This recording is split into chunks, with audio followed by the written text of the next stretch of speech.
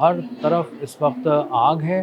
या धुआं है और तबाही के मनाजिर देखने में आ रहे हैं। इतनी दूर तक ड्रोन्स का आना, रूस की आंखें फटी की फटी रह गई हैं और उसके फौजी हुकाम सर जोड़कर बैठ गए हैं। बहुत बड़ा घाव जो है वो रूस की मईशत को लगाया गया है। S-400 defence system, multi layer system, उनको तबाह कर दिया गया यूक्रेन की जानिब से ड्रोन अटैक्स करके। यूक्रेन अपनी गिरफ्त बहुत ज़्यादा मजबूत कर चुका है हमलों में, ज़मीन से लेकर फ़िज़ाओं तक और उसके बाद समंदरों तक हर जगह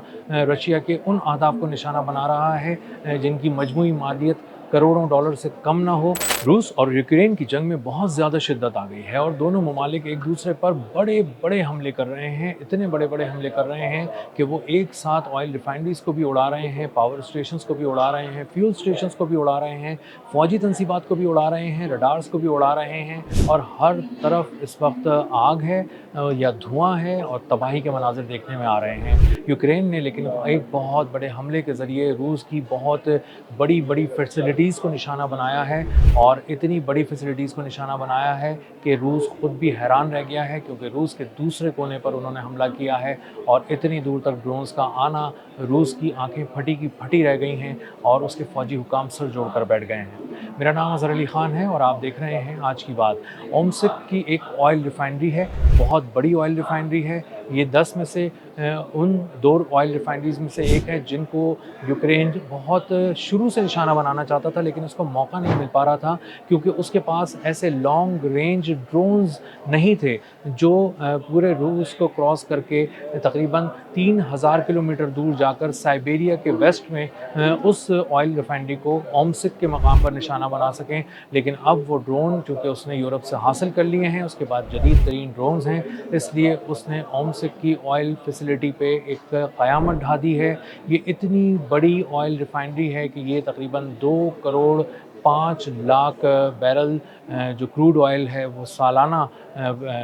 ऑयल रिफ़ाइन करती थी और ज़्यादातर ये जेट फ्यूल होता था। इसका मतलब ये है कि ये एविएशन इंडस्ट्री के लिए इंतहाई अहम ख़ास तौर पे इंडस्ट्री थी और इसलिए इसको निशाना बनाया गया। और इसको निशाना बनाने का साफ मतलब ये है कि एक बहुत बड़ा घाव जो है वो रूस की मईशत को लगाया गया है। और इसी के साथ साथ सिर्फ एक यही मामला नहीं है, जब उन्होंने इस ऑयल फैसिलिटी को निशाना बनाया, ऑयल की एक रिफाइनरी को निशाना बनाया, उसी के साथ साथ बहुत से मिलिट्री अहदाफ को भी निशाना बनाया और उनकी तफसील सुनकर आप खुद भी हैरान रह जाएंगे, दंग रह जाएंगे, क्योंकि S-400 जो तकरीबन $1.5 अरब का एक सिस्टम होता है, ऐसे 2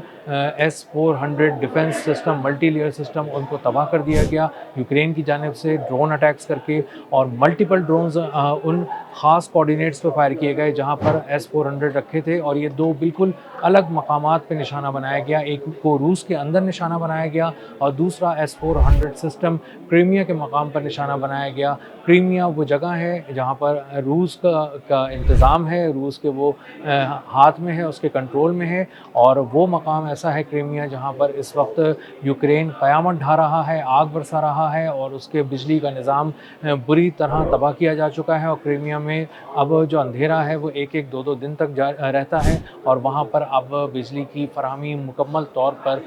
बंद हो चुकी है। यूक्रेन के ड्रोन हमलों की एक कामयाबी ये है कि जो रशिया का एक बहुत ही जदीद तैयारा है Su-57, वो इन ड्रोन्स को रोकने में नाकाम रहा, इनको एंगेज करने में नाकाम रहा और उसके सामने से सारे ड्रोन गुजर गए। और उसके बाद उन्होंने जाके मुख्तलिफ मिलिट्री और की ऑयल फैसिलिटीज़ की जो इंस्टॉलेशंस थी उनमें तबाही मचा दी, वहाँ पर हर तरफ क़यामत बरपा थी। और एक बहुत बड़ा जो डिफेंस की लेयर को समझा जाता था कि जो फ़िज़ाओं में बिछाई हुई थी रशिया ने, वो मुकम्मल तौर पर नाकाम हो गई। Su-57 यूक्रेन के ड्रोन्स के जो बराज था उसको रोकने में नाकाम हो गए। इसी तरह बहुत सी जो बंदरगाहें हैं रूस की, उनको भी निशाना बनाया गया है। और इसी के साथ साथ जो फ्लीट है, जो 8 से 10 टैंकर्स का फ्लीट था जो ऑयल लेके जा रहा था रूस का, उनको भी निशाना बनाया गया है खुले समंदरों में। और इसका मतलब ये है कि इस वक्त यूक्रेन अपनी गिरफ्त बहुत ज़्यादा मजबूत कर चुका है हमलों में, वो ज़मीन से लेकर फ़िज़ाओं तक और उसके बाद समंदरों तक हर जगह रशिया के उन अहदाफ को निशाना बना रहा है जिनकी मजमूई मालियत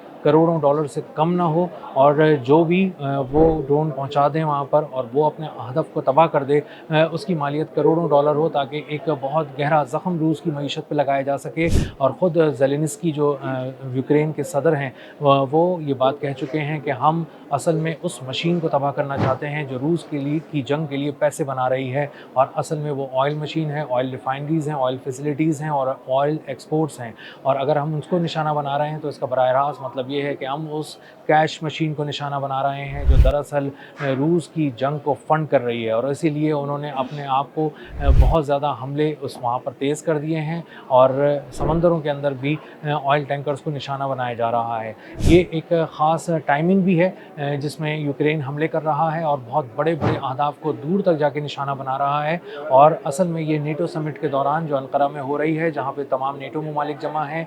यूरोपीय ममालिक जमा हैं, और ख़ासकर वो ममालिक जमा हैं जो इस रूस के ख़िलाफ़ जंग में यूक्रेन को फ़ंड कर रहे हैं, उन तमाम को ज़ेलेंस्की अपनी फ़ौज की कारकर्दगी दिखा रहे हैं और बता रहे हैं कि हम एक से दूसरे कोने तक मार कर रहे हैं। ड्रोन्स के ज़रिए रशिया को हमने बुरी तरह ज़ख्मी कर दिया है, उसकी मईशत को ज़ख्मी कर दिया है, उसकी फ़ौज को ज़ख्मी कर दिया है, और हम तकरीबन 3000 किलोमीटर दूर तक ड्रोन से निशाने लगा रहे हैं। और इसका मतलब ये है कि रशिया के पास अब बचने के लिए बहुत कम चांस रह गया है, और उसके जो हमले हैं अब आने वाले दिनों में मज़ीद बढ़ जाएंगे। अंकारा में होने वाली नेटो समिट इस वक्त यूक्रेन के लिए भी बहुत अहम है और रशिया के लिए भी बहुत इम्पॉर्टेंट है। असल में यूक्रेन के लिए इसलिए है ताकि वो अपनी कारकर्दगी दिखाकर मज़ीद उनसे फ़ंड्स मांग सके और कह सके कि इस जंग में हम चूँकि बहुत ही शानदार कारकर्दगी का मुज़ाहरा कर रहे हैं और रूस को बहुत गहरे ज़ख्म लगा रहे हैं, इसलिए हमारी फ़ंडिंग बढ़ाई जाए और हमें जल्द पैसे दिए जाएँ, हमारे पैसे रिलीज़ किए जाएँ। रूस के लिए इसकी इम्पोर्टेंस ये है कि वो